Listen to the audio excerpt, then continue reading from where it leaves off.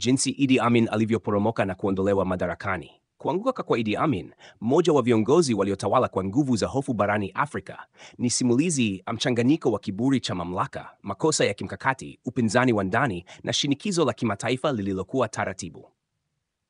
Hadi 1979, Uganda ilikuwa imegeuka taifa lililotawaliwa kwa amri za ghafla, vitisho na misimamo isiyotabirika.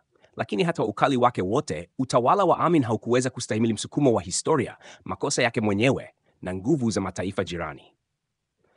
Mwanzo wa kuporomoka mwanzoni mwa miaka ya 1970, Amin alikuwa na jeuri na ujasiri uliozidi mipaka.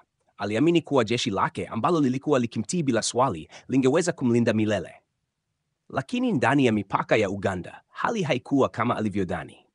Uchumi ulikuwa unaporomoka kwa kasi baada ya kufukuza mamia ya maelfu ya wafanyabiashara wa Asia mwaka 1972. Biashara zilidorora, bidhaa zikapungua, bei zikapanda, na uhaba wa chakula ukawa kawaida mpya kwa raia. Katika jeshi bado kulikuwa na ukandamizaji, lakini pia kulikuwa na wasiwasi uliojaa kimya. Baadhi ya wanajeshi walihofia kuwa huenda taifa lingeingia vitani kwa sababu ya matamko ya Amin yasiyo na mipaka, hasa dhidi ya Kenya na Tanzania.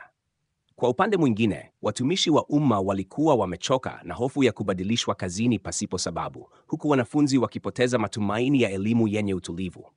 Kwa miaka kadhaa, changamoto hizi hazikutosha kumwangusha. Lakini kosa moja kubwa la kimkakati lilikuwa hatua ya Amin kuingilia mipaka ya Tanzania ya mwishoni mwa 1978 na kutangaza kwamba eneo la Kagera lilikuwa sasa sehemu ya Uganda. Moto ulioanzisha mapinduzi Oktoba 1978. Jeshi la Amin lilivuka mpaka na kushambulia eneo la Kagera nchini Tanzania. Amin alitangaza kuwa alitaka kulinda usalama wa Uganda. Lakini ukweli ni kwamba hatua hiyo ilikuwa jaribio la kujiongezea heshima ya kijeshi wakati utawala wake ulipokuwa unatetereka ndani. Hii ndiyo ilikuwa makosa makubwa zaidi ya kisiasa aliyowahi kufanya. Tanzania, chini ya Rais Julius Nyerere, haikuwa tayari kuona eneo lake linavamizwa. Badala ya kujibu kidiplomasia pekee, Nyerere alichukua hatua ya moja kwa moja. Alitangaza kuwa Tanzania ingeunda jeshi la kumzuia Amin na kulinda mipaka yake. Lakini hakusimama hapo tu.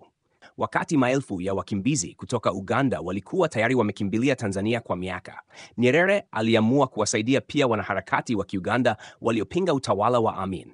Hii ilisababisha kuundwa kwa Uganda National Liberation Front, kundi lililoungwa mkono na Tanzania kwa lengo la kumwondoa Amin. Vita ya hasara kwa Amin. Mwishoni mwa 1978 hadi mwanzo wa 1979, vita ilianza kugeuka kwa kasi isiyoweza kudhibitiwa na utawala wa Amin. Tanzania iliunganisha upinzani wa Uganda na kuunda jeshi lililokuwa na nidhamu, malengo na uamuzi wa kweli wa kumaliza utawala wa misukosuko. Kwa upande mwingine, upande wa Amin ulikuwa na matatizo kadhaa. Jeshi lake lilikuwa limejaa askari ambao walitegemea hofu badala ya mafunzo bora. Upinzani wa ndani ulikuwa umeanza kujikita, huku baadhi ya wanajeshi wakipinga vita kimya kimya. Nchi zilizosimama upande wake mwanzoni, kama Libya ya Muammar Gaddafi, hazikuweza kutoa msaada wa muda mrefu. Uchumi uliokuwa tayari dhaifu ulizidi kudidimia wakati vita ikiendelea. Tanzania na washirika wa Uganda waliendelea kusonga mbele, wakichukua miji mingi ya mpakani. Mwanzo wake mkubwa ulikuwa pale walipofanikiwa kuingia kwenye mji muhimu wa Masaka na baadaye Mbarara. Kwa hatua hizo, barabara kuelekea Kampala ilianza kufunguka. Hofu ya Kampala, mji mkuu wa Uganda, ulikuwa umeanza kupoteza uthabiti kabla hata ya jeshi la Tanzania kufika. Wafanyabiashara walikuwa wanakimbia, maafisa wa serikali walikuwa wanajificha, na raia walikuwa wakiishi katika hali ya kutokuwa na uhakika. Amin mwenyewe alionekana kupoteza mwelekeo. Alitoa hotuba nzito za ushujaa akidai kuwa Uganda haitaanguka, lakini ukweli uliokuwa barabarani ni kwamba jeshi lake lilikuwa linaporomoka hatua kwa hatua. Baadhi ya maafisa wake wa juu walikuwa wanapanga njia za kutoroka badala ya kutetea utawala wake. Katika siku za mwisho za utawala wake, Amin alionekana kupoteza uhalisia wa hali halisi. Alitoa matangazo kuwa atashinda, lakini alishindwa kuweka mpango thabiti wa vita. Alitegemea sana msaada wa Gaddafi, lakini hata jeshi la Libya halikuweza kuzuia mwendo wa Tanzania na UNLF. Maporomoko yasiyozuilika. Aprili 1979 ndio mwezi ambao historia ya Uganda ilibadilika kabisa. Mnamo Aprili 10, jeshi la Tanzania na vikundi vya wapinzani wa Uganda waliingia Kampala baada ya mapigano kadhaa mjini. Hakukuwa na upinzani mkubwa kama Amin alivyotarajia, kwani wanajeshi wake walikuwa wamesambaratika. Jiji lilipokuwa likichukuliwa na vikosi vya ukombozi, Amin hakuonekana akipinga wala kutoa amri. Badala yake alitoweka kimya kimya. Baadaye ilijulikana kuwa alikimbilia Libya, ambako Gaddafi alimpa hifadhi kwa muda. Hatimaye alihamia Saudi Arabia, ambapo aliishi maisha tulivu hadi kifo chake mwaka 2003. Kuanguka kwake hakukutokana na tukio moja, bali mfululizo wa makosa.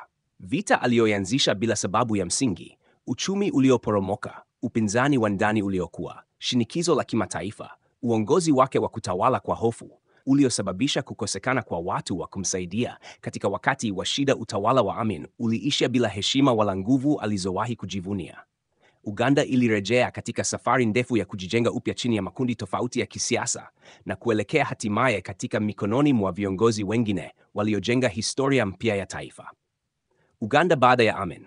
Baada ya kuanguka kwa Kampala, David Oite Ojok, Yusuf Lule na viongozi wengine wa UNLF walisaidia kuanza mchakato wa kuunda serikali mpya. Hata hivyo, Uganda haikupata utulivu wa haraka. Kulikuwa na mapambano ya kisiasa yaliyofuata, lakini yote hayo yalikuwa hatua za mwanzo za kuiondoa nchi kutoka katika giza la hofu. Kwa wananchi wengi wa Uganda, kuondoka kwa Amin kulileta mchanganyiko wa matumaini na tahadhari. Walitarajia maisha bora, lakini pia walijua kuwa mabaki ya kiuchumi na kijamii yaliyosababishwa na utawala wake yangechukua miaka kurekebishwa. Hata hivyo, tukio la kumwondoa madarakani lilikuwa hatua muhimu ya kwanza katika kurejesha hadhi na utulivu wa taifa. Ujumbe wa historia. Simulizi la kuanguka kwa Idi Amin linaacha funzo muhimu kuhusu uongozi usio na uwajibikaji. Ukatili, jeuri na maamuzi yasiyozingatia maslahi ya wananchi yanajenga msingi dhaifu ambao huanguka haraka pale inapofika wakati wa misukosuko. Historia ya Uganda katika kipindi hiki inaonyesha kuwa uongozi unaotawaliwa na hofu hauwezi kudumu, na taifa linaweza kuinuka tena likipata nafasi ya kujijenga upya. Kuanguka kwa Idi Amin ni mfano wa jinsi mabadiliko ya kisiasa yanavyoweza kutokea haraka, hasa pale upinzani wa ndani unapoungana na mataifa jirani yanayotafuta amani na usalama. Ni simulizi ya mwisho wa enzi ya utawala wa mabavu na mwanzo wa safari ndefu ya kutafuta utulivu baada ya miaka ya machafuko.